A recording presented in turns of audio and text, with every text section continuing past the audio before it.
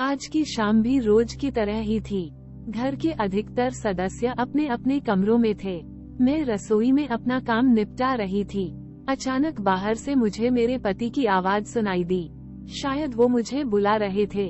अभी थोड़ी देर पहले ही वो अपने जिम से घर लौटे थे। आखिर उनकी आवाज सुनकर गैस को धीमी आंच पर करके मैं रसोई से निकलकर अभी बाहर आई ही थी। इससे पहले कि मैं उनसे कुछ पूछती, एक जोरदार थप्पड़ मेरे गाल पर आकर लगा। कुछ पल के लिए सब कुछ सुन्न सा हो गया। न मुझे कुछ सुनाई दे रहा था, न ही मुझे कुछ दिखाई दे रहा था। मैं जमीन पर एक तरफ गिरी पड़ी थी, पर उस एक थप्पड़ की गूंज पूरे माहौल में गूंज चुकी थी। घर के हर कमरे में वो गूंज सुनाई दे रही थी। घर के बाकी सदस्य, देवर और ससुर जी भी निकलकर बाहर हॉल में आ गए थे। वहीं जहां ये थप्पड़ मेरे गाल पर पड़ा था, वहीं जहां सासू माँ अपनी विजयी मुस्कान के साथ मुझे देख रही थी। आखिर उनके बेटे ने उनके कलेजे को ठंडक प्रदान जो कर दी थी।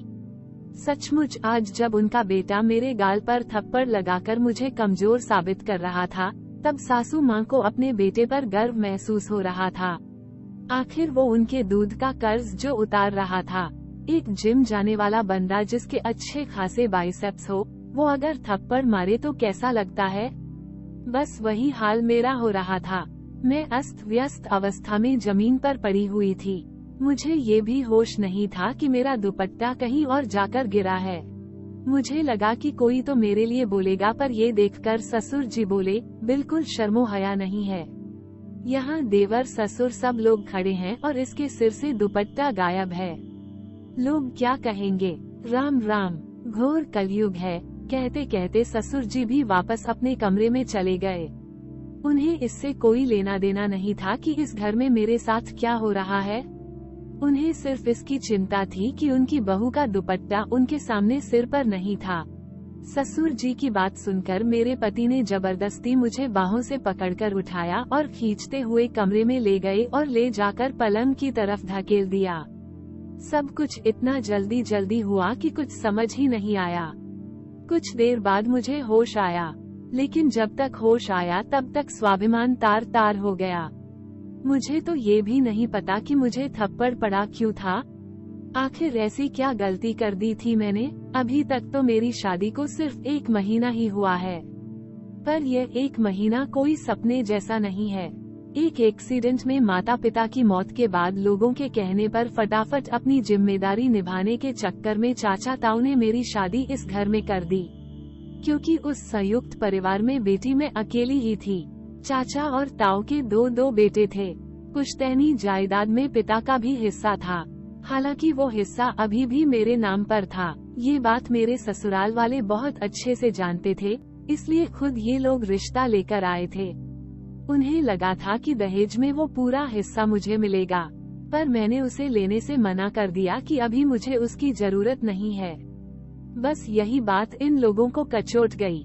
ये अलग बात है कि मेरे चाचा ताऊ ने वो हिस्सा मेरे लिए संभाल के रख लिया, पर ये बात मेरे ससुराल वालों को पता नहीं।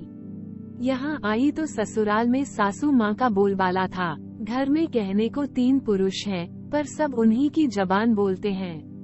थोड़ी देर बाद सासू माँ की बाहर से आवाज आई, अरे ओ महारानी, कब तक आराम फरमाती रहेगी, बाहर आकर रोटियाँ तो सेक। यहाँ सब कब से भूखे बैठे हैं। आखिर रोती सिसकती मैं अपने दुपट्टे को सही करती हुई बाहर आई। मुझे देखकर मेरे पति ने कहा, अब तो सबक मिल गया होगा। आज के बाद खबरदार मेरी माँ को किसी काम के लिए कहा तो वो यहाँ किसी की नौकरानी नहीं है। माँ बाप ने कुछ संस्कार नहीं सिखाए इसे। पति की बात सुनकर मन घृणा से भर गया।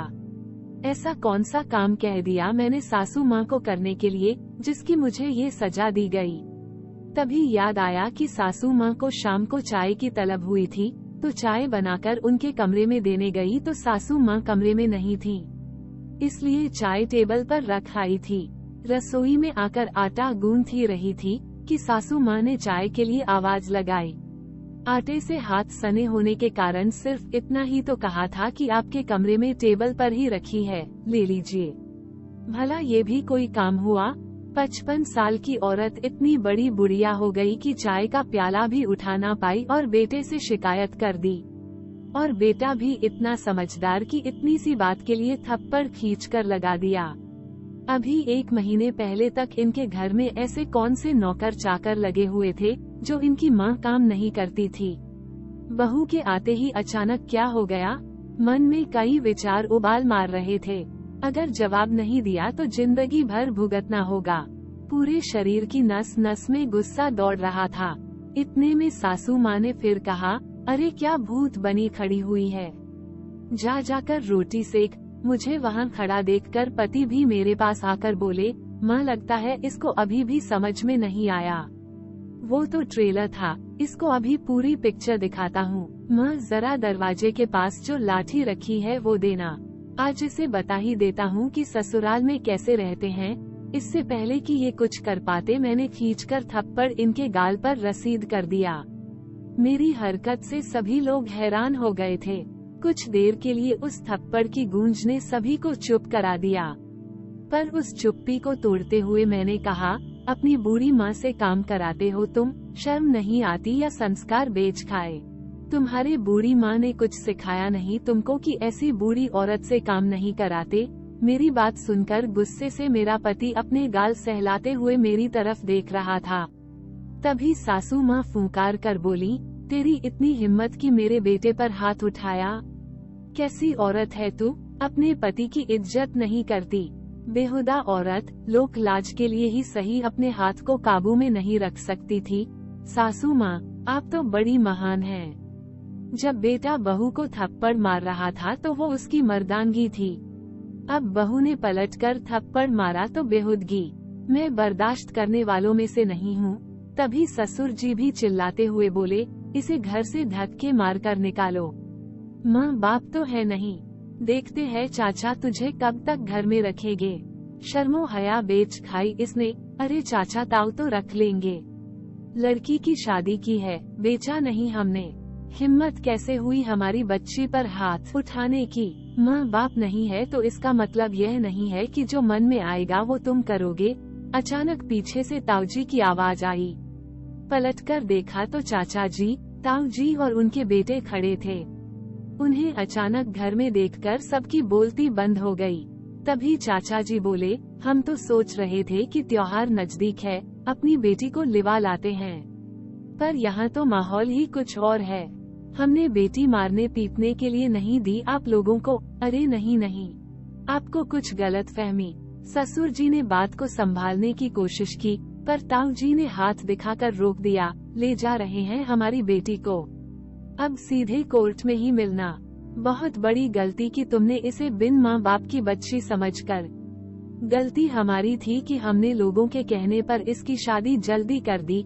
सासू माँ ने अपना तुरुप का पत्ता फेंका। हाँ ले जाओ, बिल्कुल ले जाओ। घर बैठी बेटी बोझ ही होती है। जब लोग ताने मारेंगे ना, तब पता चलेगा। क्या कहोगे लोगों से कि आपकी बेटी अपने पति को थप्पड़ मारकर आई है? लोग क्या कहेंगे अब उससे हमें फर्क नहीं पड़ता। अब हमारी बेटी इस घर में नहीं रहेगी, कहकर ताऊ जी ने मुझसे मेरा सारा सामान बांधवाया और उसी समय मुझे लेकर घर आ गए। आखिर कुछ दिनों की मशक्कत के बाद मुझे उस घर से छुटकारा मिल ही गया। आज मैं अपने आगे की पढ़ाई कर रही हूँ। आपको ये कहानी कैसी लगी हमें कमेंट में जरूर बताएं।